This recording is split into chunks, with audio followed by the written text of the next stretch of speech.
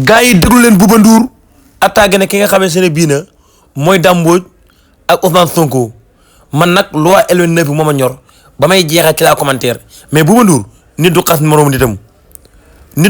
nitam Dame Mbodj doomu jaamoor la Ousmane Sonko leader. des positions du président yéen a ko wax sànq. président moom mooy déterminer politique gu. nation bi mais on a un président boo xam ne dafa taxaw fii parteem taxaw na le léegi d'habitude bu posé benn acte semaine ba ca topp beneen acte day jóge ci parti bi tegu ça depuis boobu léegi donc ñoom ils se sont débrouillés pour que sénégalais yi au moins bu ñu nee président bi day wax ñu war a laaj xaar waxi économie ak affaire yooyu mais fexe nañ ba dugal ci xelu nit ñëpp mooy nan lay demee fu mu toll nii 2029 kese boo laajoon sénégalais lambda bi parce que loolu la ñuy ci la ñuy xëy ci la ñuy fanaan ci la ñuy gont nga gis benn DG bu mel ni Dame Mbodj wala kenn au lieu nga toog sa bureau yi liggéey indi ay kii ngay wër plateau yi di propagande ci lañ dëkk kese wër plateau yi jël suñu essence ak 4x4 yi wër ci plateau yi di wax te buñ la nee 2 ans yi ñu la jox loo def dara aucune activité fañ la jox ma nga tëju di pënd amuloo benn initiative boo jël en woo dara loo teg ci table te loolu moo tax ñu fal la résultat on a nit ñi dañ leen di jox ay ndomba tànk laaj leen ay résultat mais ñu fàtte résultat yi wër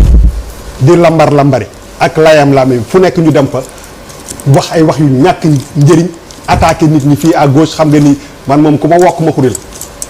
toog leen ngeen liggéey seen bureau yi bàyyi hôtel yi ngeen di añee ji tous les jours ak gàngoor yi ak plateau télé yi ngeen di dem di lambar rek layam wax loo xam ne du bokkul ci seen liggéey yi ngeen jox fexe leen teg ci kanamu sénégalais yi ay résultats yoo xam nit dañ naan kii bi ñu ko joxee lii daaw ba ren def na ko basketball Africa League sax rëcc nañu moo ñu doon xaw a sagal sax ci kii bi nu mu tudd Dakar Arena bi yëpp dem na defoo dara wër di wax rek ak lambar loolu la ñu war a bàyyi dañu fal ay nit jox leen salaire jox leen ay indemnité jox leen ay privilèges pour ñu def résultat loolooy dëgg tey jii nii bu ñu nee président dafay génn tu as même l'impression que président buy génn sax day làq communication bi balaa fay mu génn ko impression boobu ngay am. ba tey ci guddi ñu ne président day wax suba. xam nga dans un pays normal. président bi bu waree génn samedi mais dañ ko war a yëg dans la semaine. mais c'est important nit ñi préparer ne président ne ko doo xaar ba guddi gi laa fay nga ne demain lay génn. qu'est-ce qui se passe bu ñu waxantee dëgg rek quoi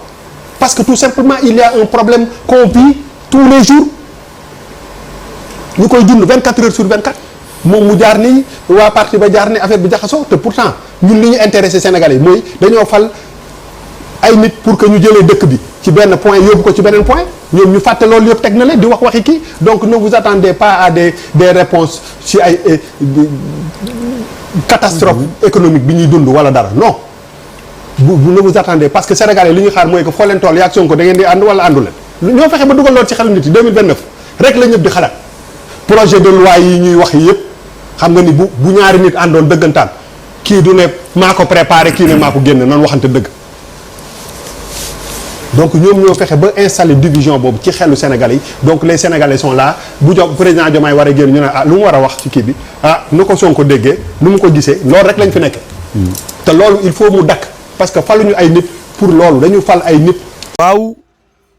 ginnaaw bi nga xamee ne loi L29 indi na coow lu bare bari fii ci Sénégal il faut nit ñi honnête ndax loi bi leen tax koo jóg mooy képp koo xam ne dañ laa xeexoon pour nga bay nekk candidat ngir injustice bu loi bi jàllee da ngay légitime am légitimité pour nekk candidat ndax réew nañ ko bàyyi candidat yi kay wur leen éliminer maanaam nan la mel mooy yaa nekk roi des arènes ci lamb ji nga xool mbër mii ne mën laa daan nga doo bëreeg mbër mooma da ngay dem fekk yow jàll nga bëreeg moom pour mën kaa daan rapidement noonu la réew mi meloon jàpp nañ ne nguur gi fi nekkoon li man doxal mooy am na ay candidats yu mu ciblé woon yoo xam ne xam na ne amul capacité gagné bu demee ñoom élection wala même bu ngeen gagné day metti mooy naa leen éliminer dese candidat yoo xam ne maa leen gagné élection ci ay carte wala même boo leen gagné ci carte maa leen sàcc ba nga xam ne su ma leen gagné du ñu wax duñu yëngu kon loi bii képp ku nekk doomi réew mi da nga cee war a ànd d'accord ci bëgg ko Sénégal nag léegi phénomène yi dañoo bari caaxaan yi bari ba ku nekk boo gisee dëgg sax da ngay lànk doo taxaw xam la ne lii dëgg la mais doo taxaw tamit ngir défendre dëgg mais dëgg mooy njëkk mooy mujj ñun réewum démocrate lañ yor comme programme bu viable am parti bu apte am papier yi nga war am yëpp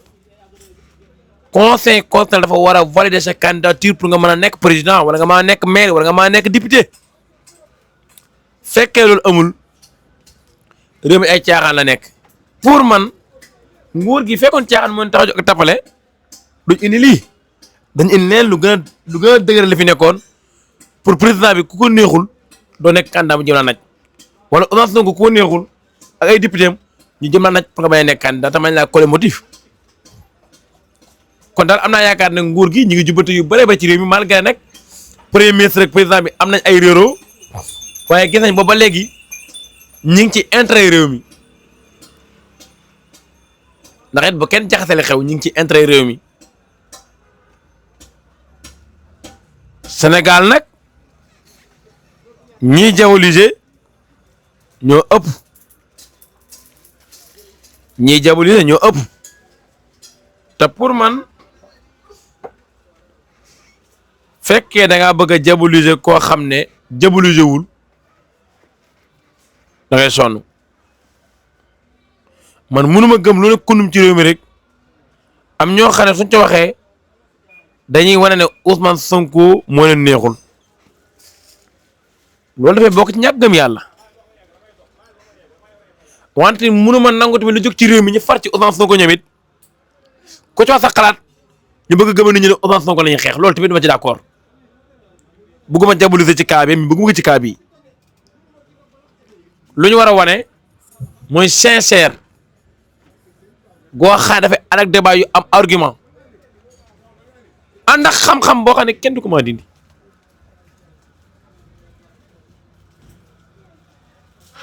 mais bu loolu amul rek réew mi daf fiy jaare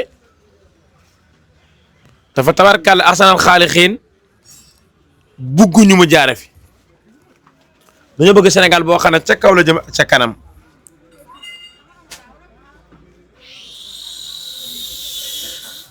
man nag su ma nee ba gis ci réew mi ay kilifa ñu mel ni ko bëgg a foyee réew mi foyee réew mi mooy ba dara xewee dañuy wax loo xam ne dafay mel lu wuuteeg la xew am mbokk tiit jot na am mbokk jóg jot na am mbokk changé doxalin jot na dafa am benn góor gu màgg gu tedd góor bu yiw góor bu baax dafa wax ne maanaam dëgg nit ki suy wax dëgg bul xool nit ki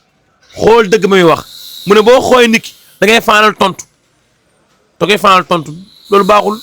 ki ko wax mooy Serigne Moustapha Sy yàlla yàlla guddal fanam moo taxit bu nekkee ci réew ñun rawatina ci politique bi amuñu parti ñun amuñu parti politique ñun Mor le Connaisseur amuñu leader politicien ñun Mor le Connaisseur amuñu star ci politique ñun Mor le Connaisseur moo tax kenn convaincre ñu ci politique dafay jafe waaye ku wax dëgg na ñu ne wax dëgg isaan yi ndax nag amoon nañ leader ci politique amoon nañ parti politique mais dañ cee démissionné bu yàgg waaw dañ cee démissionné loolu la yàlla dogal kon mbokk yi ñu àndaat rek xam ne réew mi ñoo ko bokk tey mënuñu am lu ko ëpp waaw ñoo ko bokk teyit mënu ñoom lu ko ëpp ngeen abonné ngeen commentaire ngeen xaar ci yeneen vidéo ak yeneen jàngat fii ci Mor le Connaisseur merci beaucoup am ngeen jaajëf bu baax a baax sama gaay bu leen tayal